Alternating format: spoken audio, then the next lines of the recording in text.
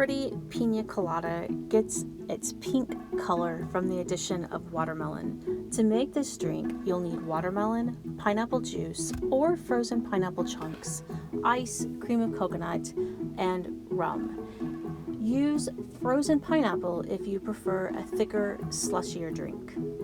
Simply combine everything in your blender. I like to start with the larger solids to avoid splashing when I add the liquids, and give everything a good buzz until the ice is thoroughly blended into the other ingredients.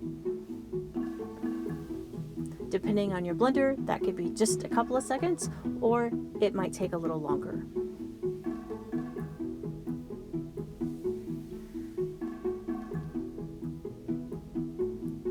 This makes enough for one generous drink or two slightly smaller yet still ample drinks. Serve it in a tall glass with a wedge of fresh watermelon or pineapple.